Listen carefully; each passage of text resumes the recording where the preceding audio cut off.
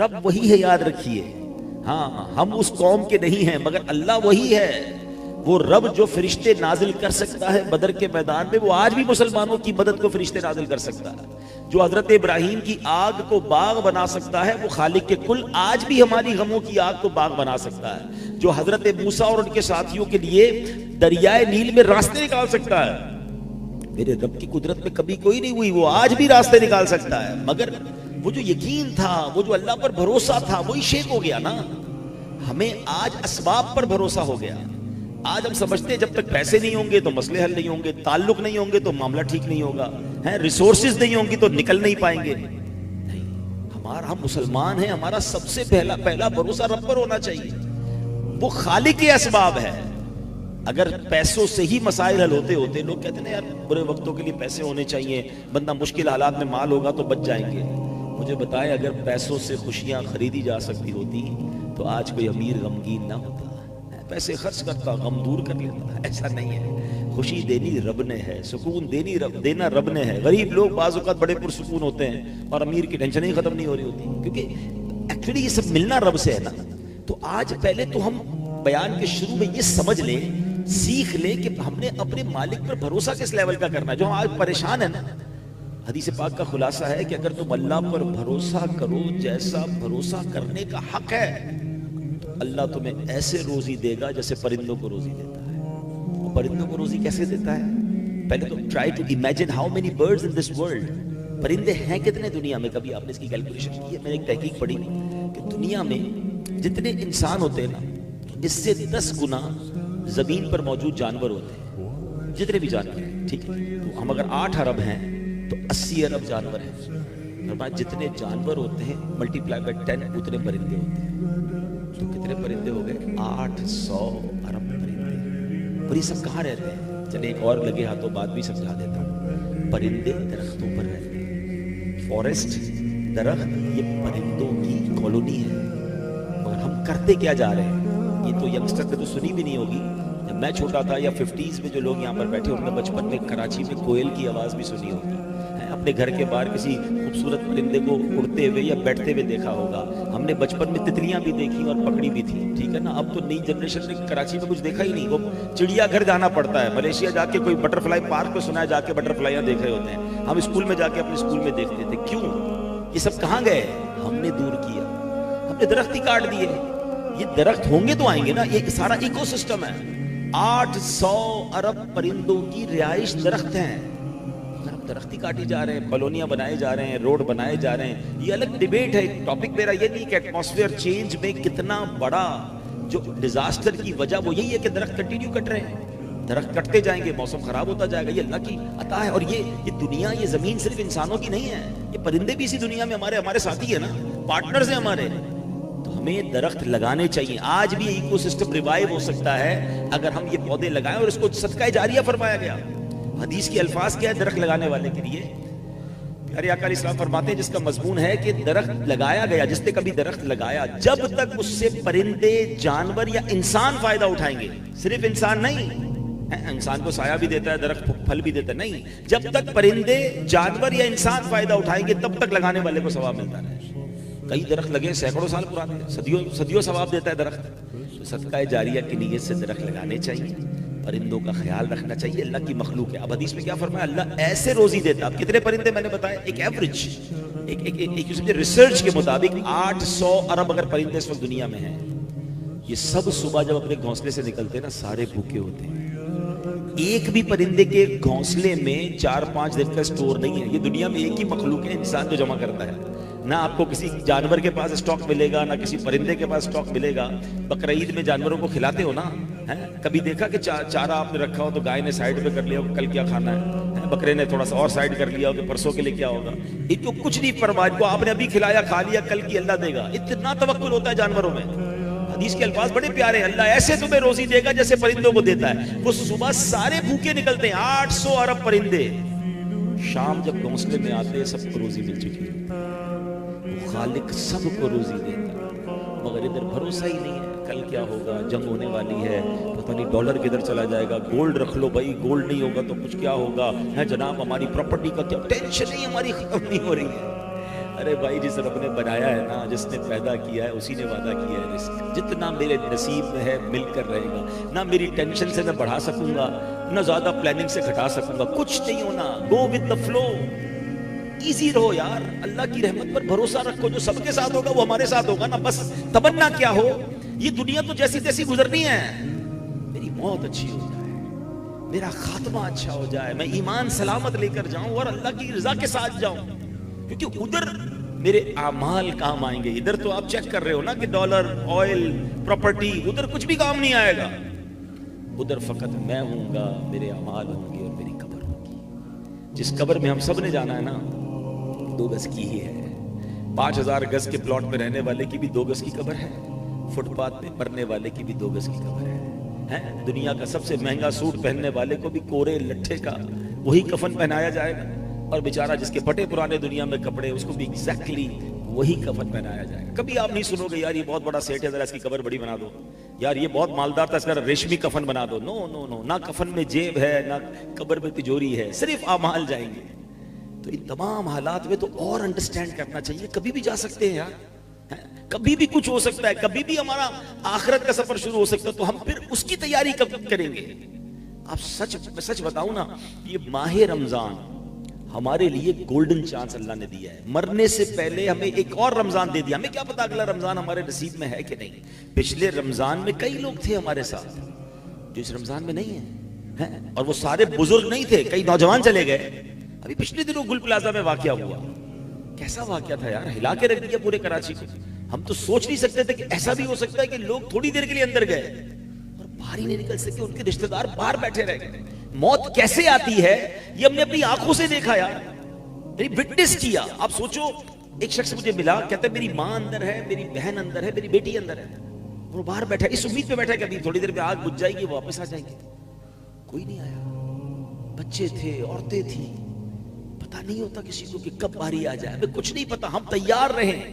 एक शेर बचपन से सुन रहे हैं, आगाह अपनी मौत से कोई बशर नहीं, सामान 100 बरस का है, पल की खबर नहीं। अच्छा, ये पल की खबर नहीं ना, ये पहले तो शेर में सुना, अब ये विटनेस कर रहे हैं हम। नौजवान बैठे, बल्कि सभी ने सीसीटीवी फुटेजेस देखी होंगी कि बैठे बैठे ऑफिस पे काम करते करते बंदा गिरा और उसका इंतकाल हो गया, चलते चलते गिरा, उसका इंतकाल हो गया, खेलते खेलते गिरा है, स्पोर्ट्स के मैदान में लोग गिर रहे हैं, अचानक इंतकाल हो रहा है। यंग ऐसे भी खुश नसीब देखे कि नमाज पढ़ते पढ़ते सजदे में इंतकाल हो गया। मस्जिद की भी सीसीटीवी फुटेज आ गई।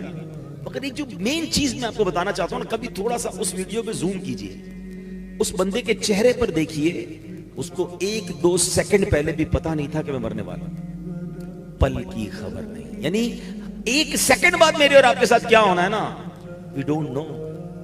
तो फिर अक्लमंद कौन है?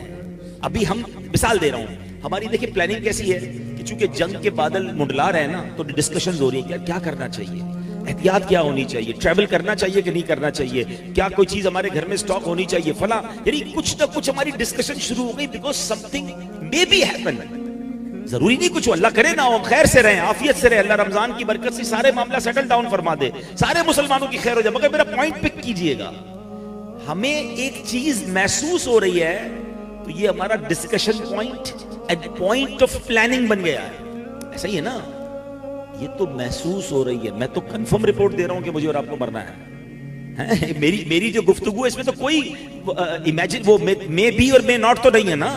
100% वी हैव टू डाई, सबने जाना है कब्र में, और नोबडी नोज व्हेन, कब, ये आज भी हो सकता है ना। ऐसा ही है, हमारे पास कोई डेट तो नहीं है कि भाई मेरा फला इतने सालों के बाद इंतकाल होगा।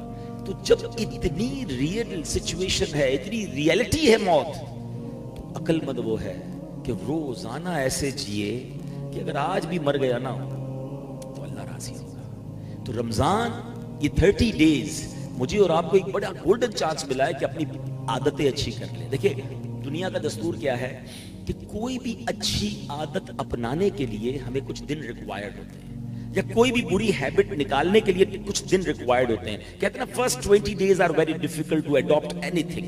कोई भी चीज आप अपने जिंदगी में शामिल करेंगे ना, तो आपको 20 दिन स्ट्रगल करनी पड़ती है। कोई आपने डाइट शामिल करनी है, मिसाल देता हूं, कोई कहता है रात से चीनी वाली चाय नहीं पीनी, तो मुश्किल लगेगी ना, पहले 10-15 दिन, फिर आदत हो जाएगी, टेस्ट बड चेंज हो जाएगा। खाने पीने में कोई चीज छोड़नी है, हैं भाई आजकल लोग डाइट कर रहे हैं, मैं रोटी नहीं खाऊंगा या चावल नहीं खाऊंगा या फला चीज नहीं खाऊंगा, पहले 15-20 दिन टफ, उसके बाद सेटल डाउन हो जाता है। वर्जिश शुरू करनी है या कोई भी चीज शामिल करनी है या रिमूव करनी है, यू रिक्वायर 20 to 30 days, उसके बाद आपकी लाइफ उसकी बॉडी आदी हो जाती है। ऐसा ही है।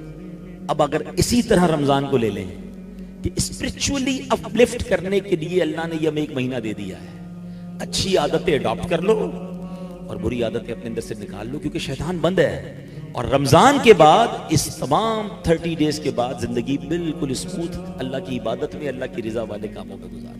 मगर अनफॉर्चुनेटली हो क्या रहता है, हर साल क्या होता है कि रमजान में वाकई बड़े अच्छे बच्चे बन जाते हैं, नमाजें भी पढ़ रहे हैं, रोजे भी रख रहे हैं। आज देखे ना, रात को इस वक्त भी आप बयान सुनने आ गए, वरना आप सबको मैं जमा कर सकूं कभी रमजान के अलावा, है कैसे अच्छे बच्चे बने हुए सारे आ गए। लेकिन ये सिर्फ रमजान में क्यों? क्या रमजान के बाद नमाज नहीं है?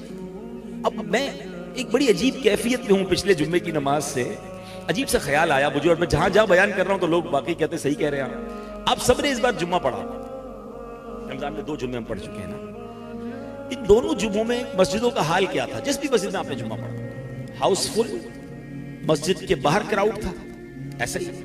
क्या रमजान से पहले जुम्मे में इतना क्राउड था? रमजान जब नहीं आया तो इतना क्राउड होता था? नहीं था। इसका मतलब क्या हुआ कि कुछ लोग ऐसे हैं जो रमजान के अलावा जुम्मा भी नहीं पढ़ते। ये अचानक तो नहीं पैदा हो गए ना रमजान में सारे लोग जो जुम्मा पढ़ने मस्जिद में आ गए, रोडे भर गई, जैम फुल हो गया, मस्जिदों में 2-2 जुम्मे करवाने पड़ रहे हैं कुछ जगहों पर, इतनी पब्लिक आ गई है। तो ये पब्लिक आई कहां से? इंपोर्ट थोड़ी हुई है, हमारे मोहल्ले में रहते हैं। यानी दिल को इतना बड़ा धचका लगा कि यार इसका मतलब ऐसा हुआ कि बड़ी तादाद में लोग वो भी हमारे वतन में हैं जो रमजान के बाद नमाज नहीं, जुम्मा भी नहीं पढ़ते। तभी तो ये जुम्मे में रश हो गया। यानी क्या है? प्लीज, हम सबको अल्लाह ने मौका दिया है। नबी पाक अलैहिस्सलाम फरमाते हैं, अगर मेरी उम्मत को मालूम होता रमजान क्या है तो वो तमन्ना करते कि सारा साल ही रमजान।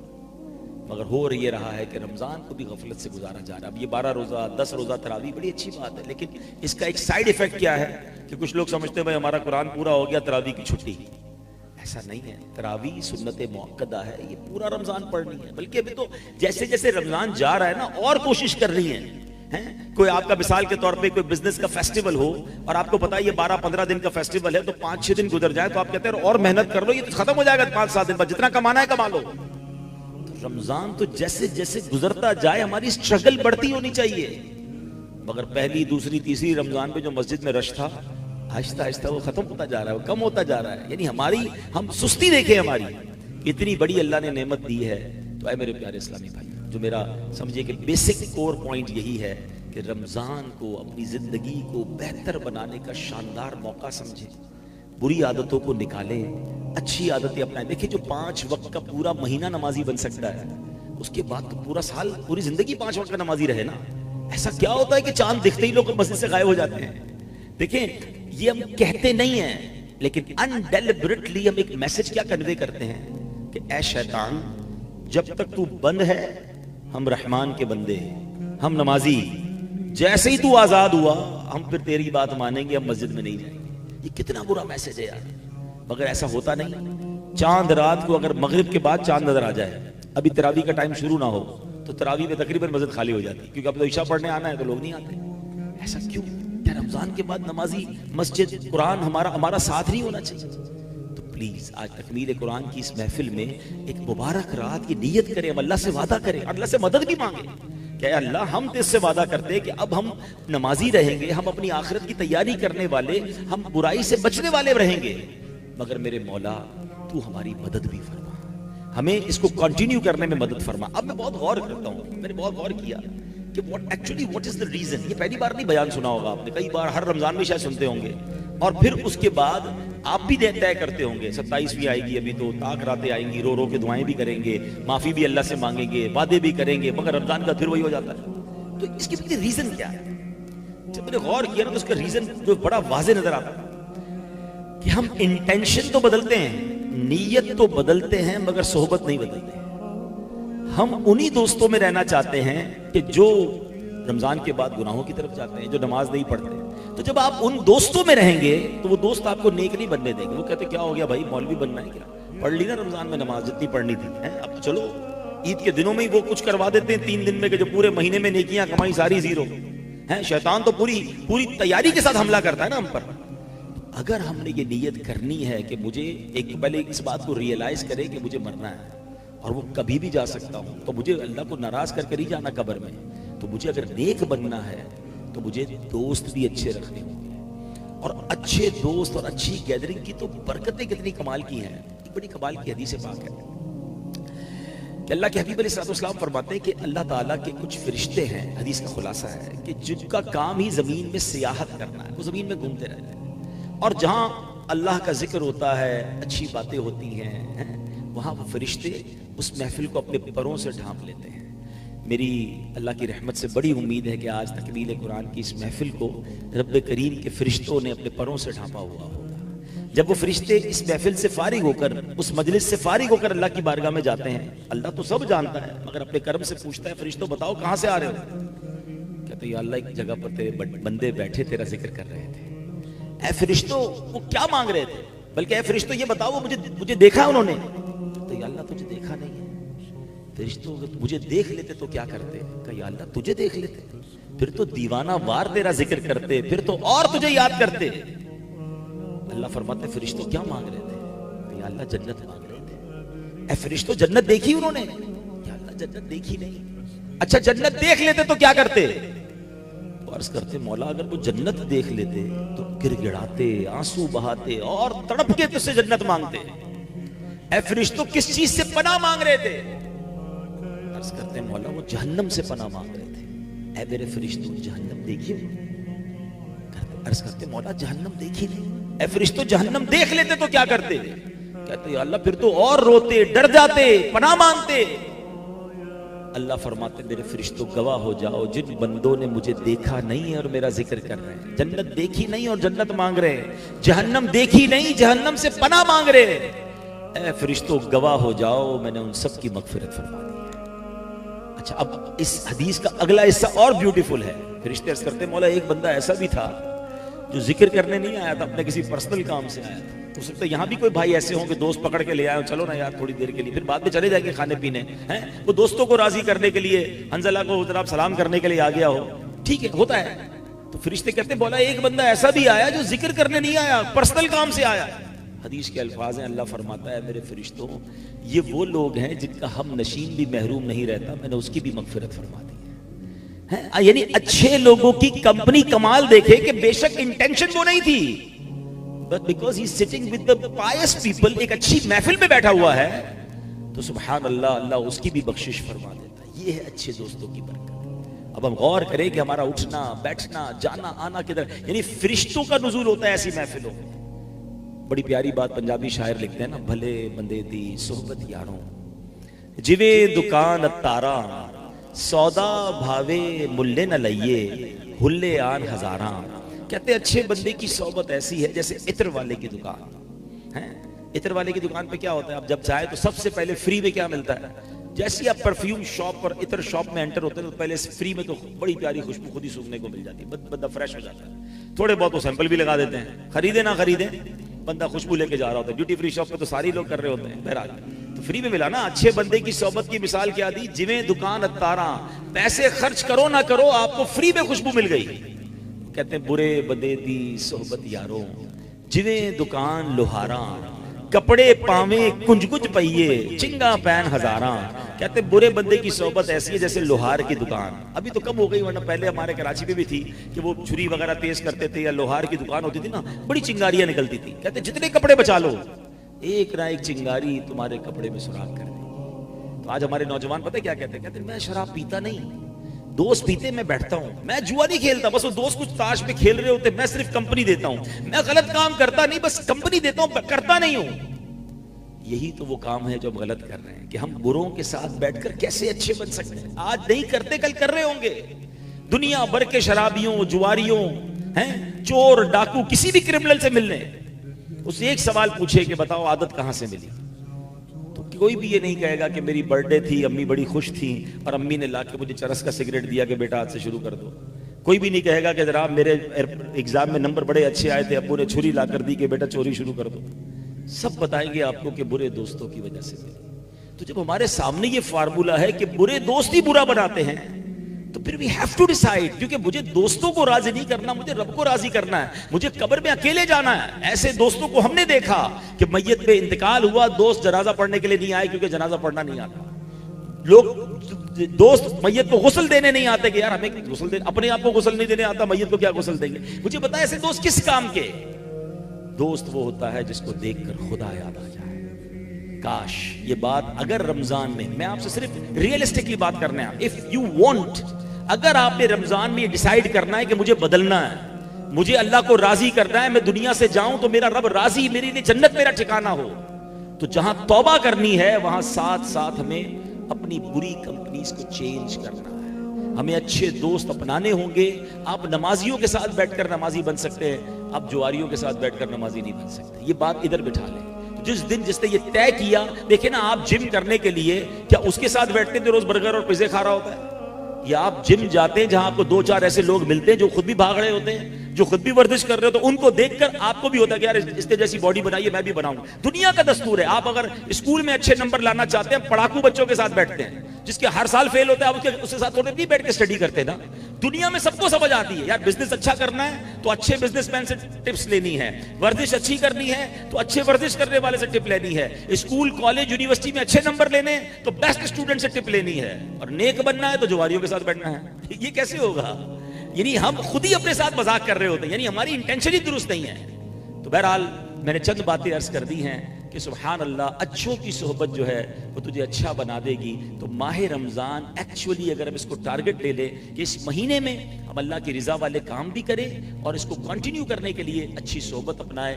आज के इस पुरफितन दौर में दावत इस्लामी एक ऐसी नेमत है हमारे पास कि जहां हजारों अल्हम्दुलिल्लाह लोगों की यूं समझिए कि जिंदगी में इनकलाब बर्पा हुआ है। हमारे 19,000 से ज्यादा मदरसे हैं और अल्हम्दुलिल्लाह 5 लाख के करीब बच्चे और बच्चियां बगैर फीस के उसमें कुरान पढ़ रहे हैं, दरस निज़ामी कर रहे हैं। 7.25 लाख के करीब बच्चे और बच्चियों ने हिफ्स कर लिया, नाजरा पढ़ लिया या दरस निज़ामी कंप्लीट किया। Look at the huge number. इतनी बड़ी तादाद में अल्लाह की रहमत से आने वाली नस्लों को नेक बनाया जा रहा है। 300 इस्लामिक इंग्लिश मीडियम स्कूल की ब्रांचेस दावत इस्लामी ने दुनिया भर में बना दी हैं। हमारे स्कूल्स हैं, कॉलेजेस हैं, और इन तमाम दीनी कामों के साथ साथ वेलफेयर के काम भी शानदार अंदाज से हो रहे हैं। थोड़ी देर पहले मैंने पौधे लगाने की फजीलत बयान की। 32 से 35 लाख पौधे पाकिस्तान में FGRF जो दावत इस्लामी का वेलफेयर डिपार्टमेंट है उसने पौधे लगाए, और हमारा नारा है पौधा लगाना है, दरख्त बनाना है। यतीम बच्चों के लिए यतीम खाने बन रहे हैं, हमारे मरीजों के लिए क्लिनिक्स, और अल्हम्दुलिल्लाह थैलेसीमिया के मरीज बच्चों को अब तक 87,000 के करीब खून की बोतलें अल्हम्दुलिल्लाह दावत इस्लामी के शोबे FGRF ने दी हैं। तो वेलफेयर का काम हो या दीनी काम हो, एक ह्यूज इम्पैक्ट है।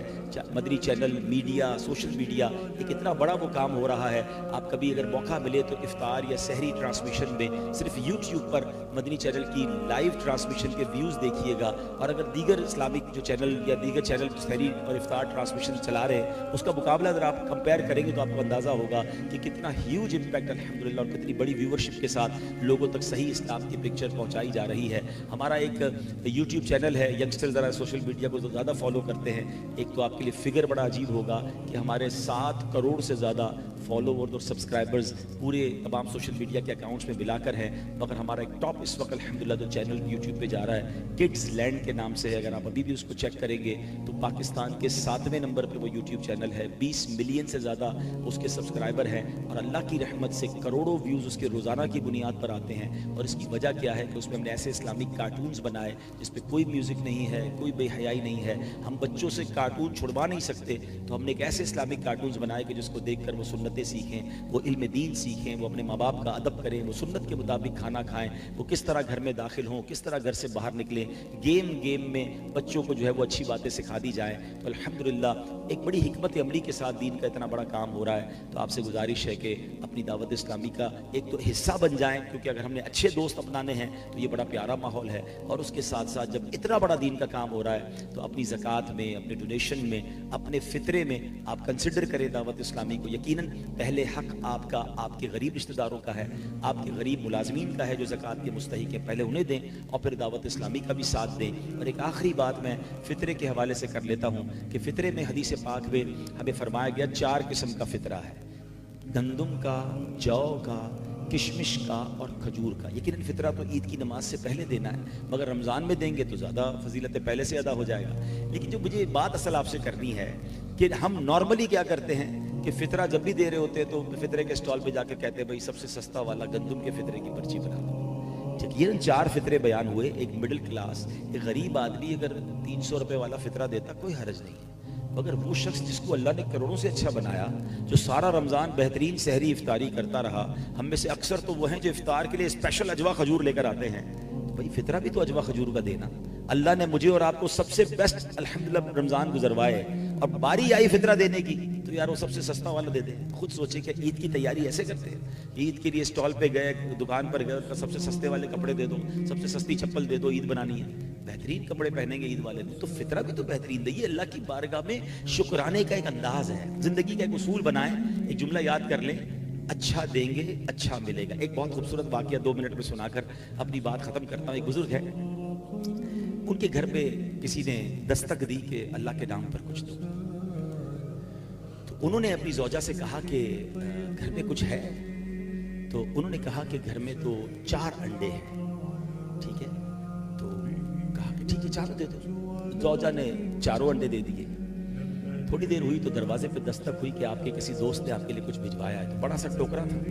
बीवी को पूछा क्या आया है? कहा 30 अंडे आए हैं। 30 अंडे कैसे आए? यकीन देखें, हमने तो 4 दिए थे, एक का 10 का वादा है, तो 30 कैसे आया? कहा हुजूर 10 टूटे हुए हैं, आए तो 40 हैं, 30 साबित हैं, 10 टूटे हुए हैं। कहा सच बताओ जो तुमने 4 दिए थे उसकी क्या कैफियत थी? कहा हुजूर 3 पूरे थे, 1 टूटा हुआ था। अब समझ आया? पूरे दोगे पूरे मिलेंगे, टूटे दोगे टूटे मिलेंगे। हमारा मसला क्या है पता है? हम अल्लाह की राह में कौन सा माल देते हैं? यार कपड़े खराब हो गए, फटने वाले, किसी गरीब को दे दो। खाना बच गया, किसी गरीब को दे दो। है हम तो ये हाल है कि अभी मिसाल के तौर पे मस्जिद में कोई चंदा भी देना, इमाम साहब कहें जरा मस्जिद में तुम चंदा दे, जुम्मे में डब्बा हमारे सामने आता है। अब आज सखावत का जी चाहा कि 100 रुपए देने हैं, अपना वॉलेट निकाला, 200 रुपए के नोट है, एक बिल्कुल कड़क वाला, एक पुराना सा फटने जैसा। कौन सा नोट डालते हैं मस्जिद के डब्बे में? पुराना वाला दे दो। क्यों? अल्लाह की राह में देना। अच्छा दोनों की कीमत एक ही है, मगर चूंकि अल्लाह की राह में देना है ना, तो यार ये जो हमारे काम का नहीं ना वो दे दो, ये नहीं होना चाहिए। हाँ, 4 पारे की पहली आयत है, लन तनालुल बिर्रा हत्ता तुनफिकू मिम्मा तुहिब्बून। तुम हरगिज़ भलाई को नहीं पहुंचोगे जब तक अपनी प्यारी चीज अल्लाह की राह में ना दो। अल्लाह की राह में बेस्ट दो ना। अच्छा लोग पता है दिल में शैतान क्या ख्याल डालते हैं, मेरा बेस्ट दे दूंगा तो बेस्ट तो एक ही है। अरे वो बेस्ट दिया किसने हमें? वो रब के पास एक थोड़ी है, आपके पास एक है। आप एक तो दें, वो और कितने सारे अता फरमा देगा। हमारा दिल ही नहीं चलता कि यार ये मेरे बेहतरीन कपड़े, बेहतरीन खाना। भाई आप भले 100 लोगों को इफ्तारी ना कराएं, 4 को करवाएं, मगर वो करवाएं जो आप घर में करते हैं, फिर देखिए उसकी बरकत क्या मिलती है। बचा हुआ ना दें।